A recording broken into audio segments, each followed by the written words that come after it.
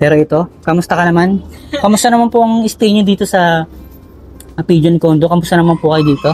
Mga tol, booted racing pigeon. Kung sakaling hindi dumulo sa karera yung kalapati mo, pwede mong ilaban sa show. Ito, ang ganda. Ang ganda nito. African Black Eagle, mga tol. Yan. Crested, ang ganda. Ganda ng kulay niya. Maganda ng kulay. At crested pa, mga tol.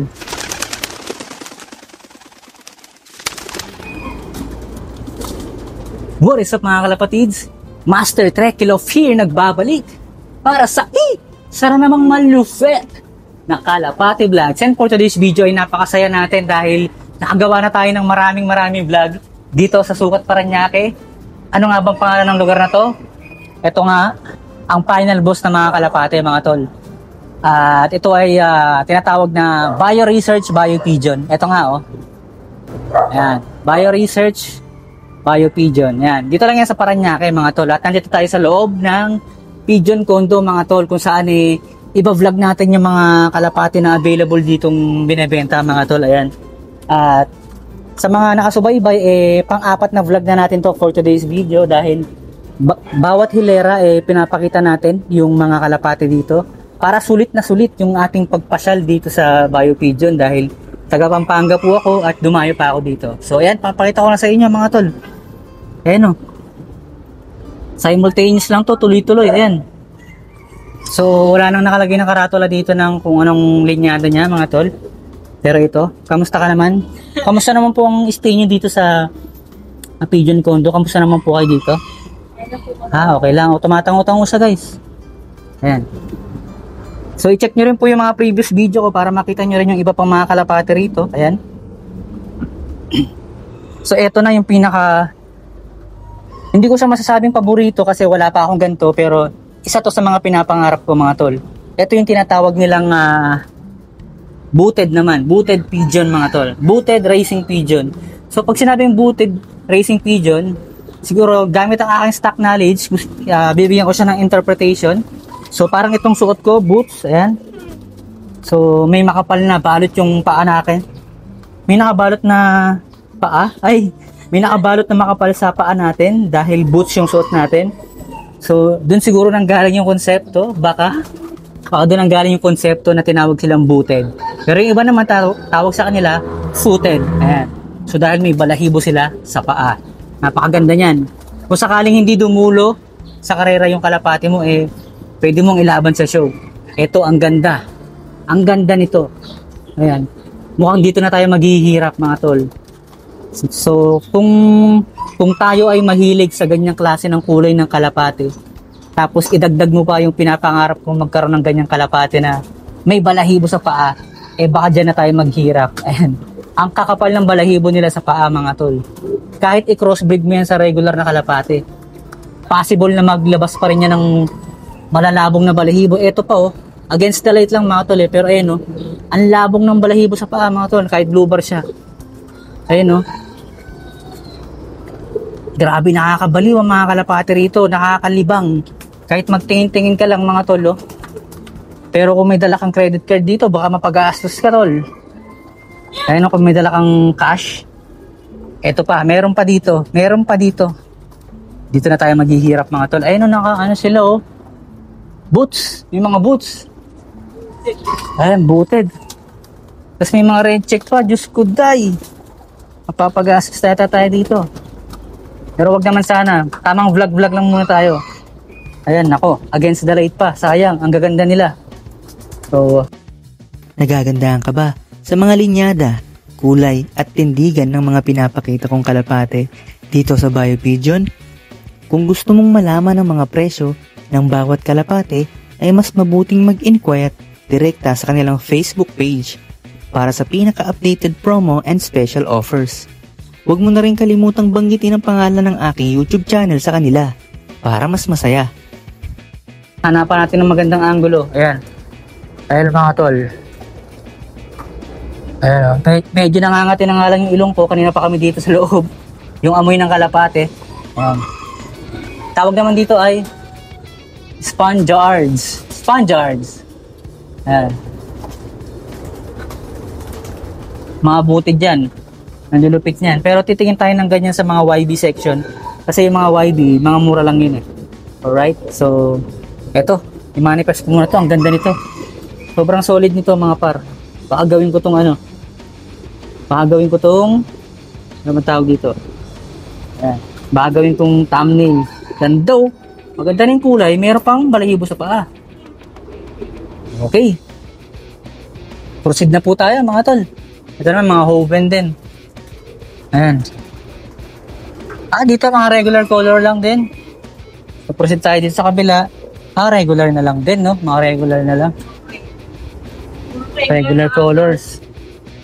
Ay na halos nabalagan na pala natin yung iba't ibang kulay, mga tol eh. Ito mga red check naman. Red check na nagpuputi yung ano, balahibo. So siguro proceed na tayo. Proceed na tayo sa YB section. Ito.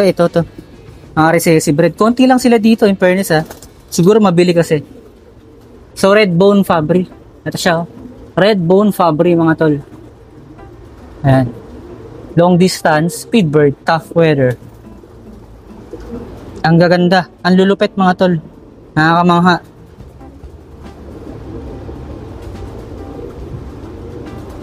May mga edad na siguro to. Ito barakong-barako. Mga papalag oh. Oh. Nagagandahan ka ba sa mga linyada, kulay at tindigan ng mga pinapakita kong kalapate dito sa Bio Pigeon? Kung gusto mong malaman ang mga presyo ng bawat kalapate, ay mas mabuting mag-inquire direkta sa kanilang Facebook page para sa pinaka-updated promo and special offers. Huwag mo na rin kalimutang banggitin ang pangalan ng aking YouTube channel sa kanila para mas masaya. Ito naman, parang in-alternate na lang nila ng red. Grabe talaga tong standee na to. Akala ko talaga may taong sumusunod sa amin mga tol. Ito na. Red check ulit. Or mga red, mga brown, and ito mukhang hen, oh. Ayan. Tapos meron ding white doon. Okay.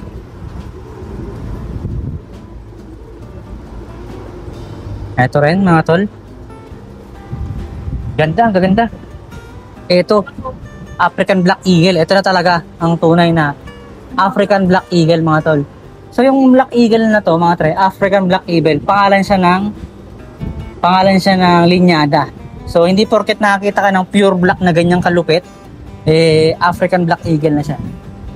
So linyada po siya and at the same time signature ng kulay ng linyada mga tre. Ayan. Napakalupit mga tol.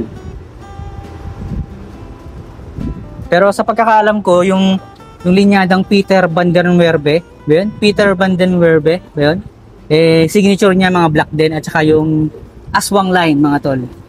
Ayan. So ito, meron din dito si Ate Obido. Ayan. So Milky USA, ayan. Ayan siya tol. Gaganda. Ay mga crested ba to? Hindi pa sila yung crested, no? Ito yung crested mga tol na John Arden Black Crested. Napakalupit. Yan sila mga tol. May electric pan lang. Medyo tiisin lang natin yung konting ingay. Ayan. Mga crested mga tol, oh. Tignan nyo naman. Kaso nga lang against the light tayo. Ito maganda. Red bar, oh. Ay, pumapares na siya, oh. Pumapares na siya. Red bar siya, oh. Pero ang laki niya bilang hen, no? Hen pala to, itong red bar. Tapos yung kinakalantari niya, nilalandi niya, yun siguro yung barako or cock, mga tol. Nagagandahan ka ba sa mga linyada, kulay at tindigan ng mga pinapakita kong kalapate dito sa Bio Pigeon? Kung gusto mong malaman ang mga presyo ng bawat kalapate, ay mas mabuting mag-inquire direkta sa kanilang Facebook page para sa pinaka-updated promo and special offers. Huwag mo na rin kalimutang banggitin ang pangalan ng aking YouTube channel sa kanila para mas masaya. Nilalandi niya mga tol. Dito naman, ito mga African Black Eagle na crested mga tol. Ayan.